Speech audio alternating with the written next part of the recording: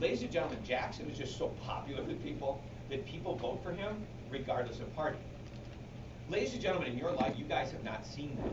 The last time that really happened was Ronald Reagan. Reagan, I'm not saying he's the greatest president, but he was a charismatic, he was a funny man, he was a good speaker, and people liked him. There is something to that as the president. When a person is simply genuine and likable, there is a possibility of getting people to vote for the person versus voting for the party. That creates problems for the parties, but it makes the president extremely powerful. Because what happens with people like Andrew Jackson and Ronald Reagan is whenever they get pissed, they don't negotiate with Congress, they just address it to the people. This is what I want, and the Congress is being a butthead. The presidents who have done that are historically the most successful and most powerful, but you have to have this enormous public support. At this point, we will be starting. We will be moving into the next unit, so why don't we do that? Ladies and gentlemen, at this time, we are going to start Jacksonian democracy. Unfortunately, I'm going to do it in a way that is going to surprise some of you. This might help out with a little bit of the test on Monday. In order to start with Jacksonian democracy, we are going to not start with Jackson. We are going to go back and we are going to look kind of at industry and some of those things that were happening during the last as well. So, ladies and gentlemen, we are going to start the Jacksonian period with the beginning of the Industrial Revolution. So please understand, this revolution will actually take place in the chapter for the test Monday, and it will carry throughout basically the rest of the semester. So here we go. As we look at the Industrial Revolution, and please understand, in the course of American history, we have had a couple of them. Clearly, at the beginning of the 20th century, it was the automobile. Okay? Somewhere in the 1990s, there was the technology, the computer boom. Okay, the .com. So ladies and gentlemen, in this period, what was the big industrial boom? It is textiles. Make no mistake, make no confusion, the big, big, big industry that takes the entire country, the entire world, put it on its back, was textiles.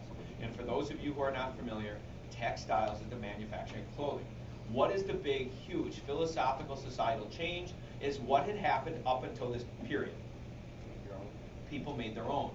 People simply made clothes, they mended their clothes, that was part of the job of being the wife and the mother. Ladies and gentlemen, in this period, because of new technology, new developments, we begin to make machines that are able to make clothing in large quantities and cut the price. So now, in order to save time, families can just buy items. It used to be, what were the only people that bought their clothes? Rich people did. Rich people have always bought their clothes. They would pay people who would make them very fancy, but rich people would buy them. In this chapter, it is going to become more common that you go to a store and you buy whatever the article is. So ladies and gentlemen, when we look at the textile industry, we need to identify that there are several inventions that are very important. The first one is going to be the spinning jenny. The spinning jenny is invented by a man by the name of Hargrave. It's actually a little bit older than this period, and why am I telling it? Because you kind of just want a background of what is necessary. Ladies and gentlemen, the spinning jenny goes back to 1765, and technically, just so you aren't screwed up, this is an English invention. So ladies and gentlemen, the Industrial Revolution that we are talking about started in England. Remember how Hamilton wanted to copy England? Remember how Hamilton wanted to befriend England? Because England was the leader of the Industrial Revolution, and America, Alexander Hamilton, wanted to copy that. So ladies and gentlemen, the first invention is the spinning jenny, invented by Hargrave, and ladies and gentlemen, what does the spinning jenny do? The big item that we are going to focus on is cotton, cotton, cotton, cotton. For those of you who have ever had a cotton plant, it looks kind of like a milkweed pod. You pull it open and there's all these white fibers. You pull out the white fibers, which are cotton strands. They're about this long and they're very thin. Folks, the question is how do you basically wind those into the longer thread to make things? Ladies and gentlemen, what a spinning jenny, people often call it a spinning wheel. You basically pump your feet, the wheel spins, and what the wheel does is it twists the cotton fibers into thread. So a spinning jenny is a machine that makes thread. Once you have cotton thread, you can then begin to use the thread to make shirts or pants or other articles. Because prior to cotton thread, you simply have the cotton fibers. This machine transforms it into the thread that can actually be used in the making of products. Next item is called the water frame. and it's invented by a man named Richard Arkwright. Ladies and gentlemen, a water frame is a great big, huge, gigantic, literally the size of this room, spinning jenny. So a water frame is an industrial sized version of a spinning jenny. So basically, again, this was invented by England. The difference is instead of a spinning jenny would be used in a house. That is called the cottage industry. A water frame would be put into a factory. The reason it's called water frames would be paddled by a water wheel, and it's going to be more of a factory setting. What is the advantage of a water frame? Larger quantity and stronger thread, because it's made by a machine, a bigger machine. At this point, if you want, there is a second very, very important invention. This second very, very important invention is a water loom. Why are we not going to give dates, folks? Looms have been around for centuries. In fact, if you've read the Iliad and the Odyssey, there's looms there. Folks, a loom takes the threads, and you kind of have one set here, and as you pump the pedals, it lays them down, and then you lay them down, you lay them down, you lay them down. Ladies and gentlemen, a loom basically pulls the thread together, and you begin to weave them into a cloth or a fabric. So the loom is what basically takes all those threads and makes them into one solid thing. What is the key item here? If you have a water frame and you have a water loom, you can create a textile mill. A textile mill is a factory that can now have the material for the making of clothing, shirts, pants, jackets. Ladies and gentlemen, what is the one item you want to be aware of? And again, why did we wait so long to talk about this? Because at this time in history, England is going to be very protective. In fact, there were laws in England that the selling of these items, the blueprints, taking them out of the country was actually punishable by death. England, in order to protect its monopoly, was very, very protective. And that leads us to a gentleman named Samuel Slater. If you want, you can also put the name Moses Brown. So there's actually two people. Ladies and gentlemen, Samuel Slater is going to be your average, regular factory worker. Samuel Slater is working the factories, and please understand, the factories in England were primarily peons. It was the replacement of the old farm labor. Mr. Slater hated his job. He felt that it was, he did all this work. He barely could pay for his family.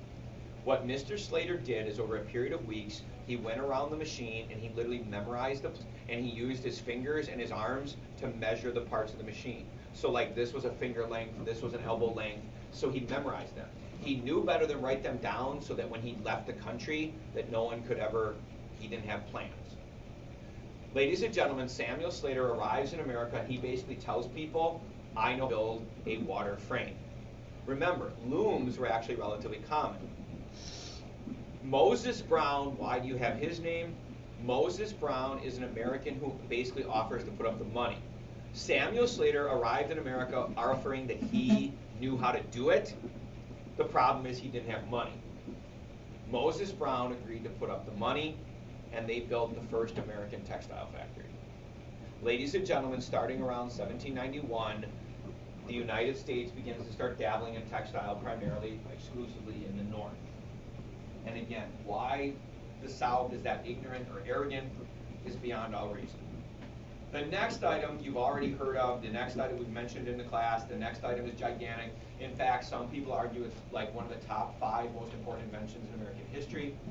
Some people would very much less you disagree with that because of the very negative effect it has. In 1793, it is generally argued that he did this in less than 72 hours. Eli Whitney invented the cotton gin. The problem with the cotton gin, or the problem with American cotton, is America has what is called green seed cotton. American cotton is very much like, for those of you who go walking your dogs this type of year and they pick up burrs, the seeds of the American cotton have prickers inside. So if you open the cotton pod and you go like this, the seeds stick, and you literally had to pick them out by hand. It was exceedingly labor intensive. That box, you basically pick the cotton, you drop the cotton inside, you roll kind of like a metal rolling pin back and forth. There are metal teeth that push the cotton through a grate. The cotton gin is designed so that there's like a metal plate with holes that the cotton falls through, but the holes are too small for the seeds. You go like this, roll it back and forth. Ladies and gentlemen, cotton gin separates cotton fibers from the seeds. Literally, a slave can now pick 50 times the cotton that he used to. It used to take about an hour to pick a pound. Under a simple cotton gin, you can pick 50 pounds. What is the big difference? Literally overnight, cotton went from a useless product because it was simply too labor intensive to the single most valuable product in the United States. Ladies and gentlemen, now think of what happens next. As textiles is expanding, the United States begins to grow cotton. We use this machine to separate the seeds. Now here is where the negative, bad, horrible comes in. What happens in the South is they begin to compete with Africa, because up until this time we were using African cotton because they have different seeds. The seeds have the burrs. What happens is the United States begins to go in competition, because what does the South want to do? They want to provide the cotton. Whether it be to England, whether it be to the North, they don't care. And of course, what becomes the #1 advantage of the South? They don't have to pay their workers. So when the South begins to compete with Africa, when the South begins to compete with anyone else in the world, the simple basic fact is the South is always cheaper because they have no labor costs. Ladies and gentlemen, when we talk about the cotton gin, you do need to understand that box single-handedly reinvigorates, reinforces the need for slavery. Southern cotton is not nearly as dominant without slave labor. Why? Because slave labor, it's not that they can pick more, it keeps it cheaper. If Southern cotton is cheaper, their cotton is always bought. That's the basics of it. Next item, we might as well get this out of the way. One crazy thing about the cotton gin is Eli Whitney makes almost no money. The cotton gin is such a simple invention that what happened is instead of going to the store and buying an Eli Whitney cotton gin, most farmers would look at it. Farmers are relatively resource clever people. It was such a simple device that after looking at one, farmers ran to their shed and they built their own. Folks, the other thing you want to connect to Eli Whitney is he will be involved in another very important invention. We might as well fit it here because it also goes with industrialization. And to understand, what Eli Whitney does is basically the basis of almost all factories today. Eli Whitney, after inventing the cotton gin and making no money, will also become the father, the innovator, the creator of interchangeable parts. For those of you who are not familiar with this is the basic backbone of all industry. Folks, the best example I can give you, if any of you ever watched like an army movie and you see the soldiers where they take apart like the rifles, the M16s, they throw the rifles into kind of parts. If any of you ever had like a big pen, you know how there's the pen cap, there's the ink cartridge, there's that little butt piece on the bottom. Folks, what does interchangeable parts mean? If you have 15 people with an M16 rifle, you all rip it apart, you throw the parts in a big pile, it doesn't matter which parts you get, they will all go back together and make the same rifle. The parts are not unique to your rifle. They are not handmade. What did Eli Whitney do? Folks, he did it for rifles. Remember the Battle of New Orleans? Rifles were really expensive. It took several years to build 2,000 rifles. Eli Whitney promised that he could make like 12,000 in a year. And you know what the crazy thing was? Eli Whitney had never built a rifle in his life. He basically applied for a government contract to build rifles for the Army, and he had never built a rifle. He got the contract, and what did he do? Eli Whitney bought a rifle plan from someone else. He then took the rifle. He broke it into parts. He took each part and he made a machine. He made a mold that would identically copy the part. Machines now make the parts. Once the parts come out of the machine, you simply put them together. If the brakes go out on your car, do you throw out your car? Does a person have to remold your brakes? Do they? You simply replace the brake pads, or you replace the rotor, and you put in a new one, correct? It's just a brand new part. Ladies and gentlemen, please understand, Eli Whitney will succeed with the interchangeable parts. He does make and complete the rifle contract, and to this day, that is kind of, if you walk into any factory, that is how almost all products are made. When people say something is handmade, that would be a very rare exception when people are still doing stuff, kind of, each item is unique, not common. The other big items. Ladies and gentlemen, when we look at textiles, there is a peculiar situation.